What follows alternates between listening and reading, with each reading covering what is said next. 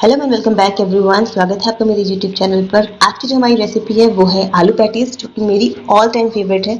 और मुझे पता है आप में से बहुत से ऐसे लोग होंगे जिन्हें जब भी पैटीज़ खाना होता होगा उन्हें बेकरी से मंगवाना पड़ता है। बट इस रेसिपी के बाद आपको कहीं भी जाने की ज़रूरत नहीं है। आप अपने घर में ही बैठे कुछ ही चीज़ों की मदद से बहुत ही टेस्टी आलू पैटीज़ बना सकते हैं। जिसे बनाने के लिए सबसे पहले हमें लेना होगा मैदा। मैदा आप अपने क्वांटिटी के अकॉर्डिंग लीजिएगा। आप जितने पैटीज़ बनाना चाहते हैं उस हिसाब से आप मैदा लीजिएगा। तो मैंने यहाँ पर 4 से 5 छोटे चम्मच मैदा लिया हुआ है। आप चाहें तो क्वांटिटी ज़्यादा कर सकते हैं। अब इसके बाद इसमें हम अजवाइन ऐड करेंगे, जो कि मस्ट है, हमेशा ऐड करनी होती है।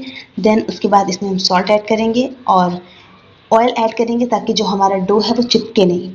तो ये 3 चीज़ें तो हमेशा ही आप मैदे में डालते हैं और ये कंपलसरी भी है डालना। थोड़ा थोड़ा क्वांटिटी में हम वाटर ऐड करेंगे, गूंद लेंगे पानी की मदद से। हमारा पानी जो डो डो है वो बहुत गीला ना हो जाए। तो इस तरीके से हम इसे गूंद लेंगे। अच्छे से आपको इसको गूंदना है, क्योंकि जितना अच्छा आपका डो तैयार होगा उतनी ही अच्छे से हमारी पैटीज़ फूलेंगी, उतनी ही अच्छी हमारी आलू पैटीज़ बनेंगी। तो इसे आराम से बहुत टाइम लेना है आपको, बहुत जल्दबाजी नहीं करनी है। बहुत अच्छे से इसको गूंद के आपको रख देना है और एंड में हम इसमें थोड़ा सा बेकिंग सोडा ऐड करेंगे, ताकि ये थोड़ा सा फूल जाए और जो हमारी पैटीज़ हो वो बहुत ही क्रिस्पी बने। तो इस तरीके से इसे मिक्स करके हम थोड़े टाइम के लिए रख देंगे और इसे ढक कर रख देना है थोड़े टाइम के लिए, ताकि ये अच्छे से जो बेकिंग सोडा है वो इसे फुला दे। देन नेक्स्ट स्टेप हमारा है कि हम 2 आलू लेंगे उबले हुए। आप क्वांटिटी के अकॉर्ड अपने हिसाब से क्वांटिटी बढ़ा भी सकते हैं, कम भी कर सकते हैं। तो यहाँ पर हमने उबले आलू लिए हैं, इन्हें हम पील ऑफ कर लेंगे जल्दी से। आप चाहें 3-4 भी ले सकते हैं, ये आप पर डिपेंड करता है। मैंने ज़्यादा आलू पैटीज़ नहीं बनाई थी, मैंने 4 या 5 ही बनाई थी, तो मैंने 2 ही आलू इसमें लिए हुए। आप क्वांटिटी अपने हिसाब से कम ज़्यादा कर लीजिएगा। और यहाँ पर हमारी जो आलू थी वो पील ऑफ हो चुकी थी। अब इसके बाद हमें क्या करना है, इसे अच्छे से मैश करना है। मैश करने के बाद हम इसमें इम्पॉर्टेंट अपनी जो स्पाइसेस हैं वो ऐड करेंगे, जो मसाले हमें लगते हैं। तो सबसे पहले तो इसे हम अच्छे से मिक्स कर देंगे, ताकि कोई भी लम्प ना रहे। और सबसे पहले इसमें हम सौंफ ऐड करेंगे, देन लाल मिर्च, और इसके बाद इसमें हम ज़ीरा पाउडर जो कि भुना हुआ है, देन आमचूर पाउडर, आप चाहे तो चाट मसाला ऐड कर सकते हैं। फिर इसमें मैंने अजवाइन ऐड करी है और लास्ट में मैंने इसमें सॉल्ट ऐड किया है। और आप चाट मसाला डालना चाहें, गरम मसाला डालना चाहें आप डाल सकते हैं। और लास्ट में मैंने इसमें हल्दी डाली है और अब इसको अच्छे से मिक्स कर लेना है।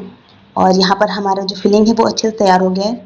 अब उसके बाद एक बहुत ही इम्पॉर्टेंट जो कि सीक्रेट है इस पूरी रेसिपी का, वो ये है कि हमें ऑयल को और थोड़ा सा मैदा लेकर उसको मिक्स करना है। अभी आपको ये चीज़ नहीं समझ आ रही होगी कि ऐसा क्यों है, पर जब जैसे जैसे ये रेसिपी आगे बढ़ेगी आपको समझ आ जाएगा कि जो ये मिक्सचर मैंने बनाया है वो क्यों बनाया है। ये आपको बाद में समझ में आएगा कि इसका क्या काम है। अब इसके बाद हमें वही प्रोसेस नॉर्मली जो हम करते हैं, हमने ऑयल में थोड़ा सा ज़ीरा डाला है, उसके बाद जो फिलिंग है उसको अच्छे से भून लेंगे, क्योंकि भूनने के बाद होता है स्वाद डबल हो जाता है। आप चाहें तो ऐसे भी फिल कर सकते हैं, पर ये प्रोसेस मुझे अच्छा लगता है। इसमें हमारा जो फिलिंग होती है, जो हमारी आलू होती है, वो बहुत ही अच्छी हो जाती है, बहुत ही अच्छी स्मेल आती है। तो हमने उसे भी बना लिया है और हमारा अब जो डो था वो भी तैयार है। तो इसे हम 4 छोटे-छोटे पेड़ों में या बॉल्स में डिवाइड कर लेंगे और उसके बाद उसे इस तरीके से हम बेल लेंगे। चारों को एक साथ ही हमें एक ही साइज़ का बेलना है, कोई भी छोटे-बड़े नहीं करने। तो यहाँ पर हमारी पहली जो पूरी ऐसी स्ट्रक्चर हमने बनाई है वो तैयार हो गई। देन उसके बाद दूसरी हमारी ऐसे ही तैयार हो जाएगी। इस तरीके से हमें अपनी चारों की चारों जो पेड़े हैं उन्हें चपाती में कन्वर्ट कर लेना है। और साइज़ का आप ध्यान रखें, साइज़ बिल्कुल एक जैसा होना चाहिए। तो यहाँ पर हमारी दूसरी पूड़ी भी अच्छे से तैयार है। ठीक उसी तरीके से हम अपनी तीसरी पूड़ी भी बना लेंगे। और ये काम जितना आपको क्विक लग रहा है इतना आसान नहीं है, क्योंकि मैदा बढ़ता नहीं जल्दी, तो इसमें बहुत मेहनत लगती है, क्योंकि मैदा आटे की तरह नहीं होता है। अब जो हमारा मिक्सचर था वो हम यहाँ पर इस्तेमाल करेंगे। ये मिक्सचर हम एक पूड़ी में लगाएंगे, देन उसके बाद वो चीज़ इसमें आगे ऊपर लगाएंगे ऑयल, और जो हमारा मैदा था फिर तीसरी पूड़ी उसके ऊपर जाएगी। ध्यान रखिएगा कि एक के ऊपर एक ही हो, आगे पीछे नहीं हो। फिर उसके बाद इसी तरीके से हम उसमें अपना जो भी मिक्सचर लगाएंगे, देन हमारी लास्ट पूड़ी आ जाएगी इसके ऊपर। और अब का जो स्टेप है वो बहुत इंपॉर्टेंट है, आपको इसे बहुत अच्छे से इस तरीके से फोल्ड करना है ये। और इसके बाद इसे हम बेल लेंगे। ये बहुत ही मुश्किल प्रोसेस है, इसमें बहुत टाइम लगता है, क्योंकि ये ईजिली बेला नहीं जाता है, क्योंकि ज़्यादा फोल्ड्स हो जाते हैं तो बहुत मुश्किल होता है। और ख़ासकर जो मैदा है तो इसमें भी प्रॉब्लम आती है, तो बहुत टाइटली इसको आपको जो है बेलना पड़ता है। तो बस इस तरीके से हमारा तैयार है। बड़ी सी चपाती हमने बना ली है। अब इसके कॉर्नर्स को हम कट कर लेंगे और हमें एक स्क्वायर मिल जाएगा।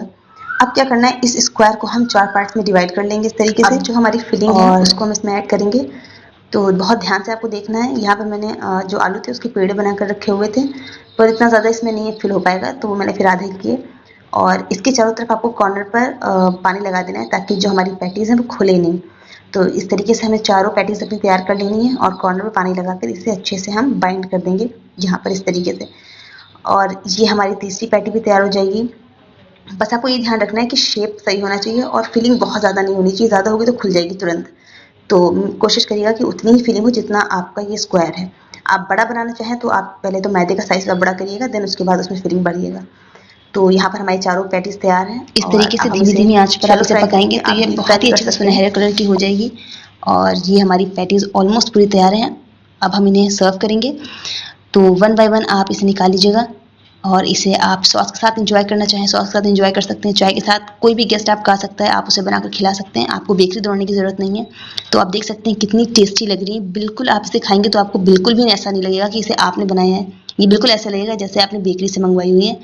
और आप देख सकते हैं कितनी क्रिस्पी हैं, कितनी टेस्टी हैं, और आप इसे सॉस के साथ एंजॉय कर सकते हैं और चाय के साथ, ये आप पर डिपेंड करता है। तो आप ज़रूर इसे बनाएं और हमें बताएं कि आपको ये कैसी लगी। Thank you so much for watching.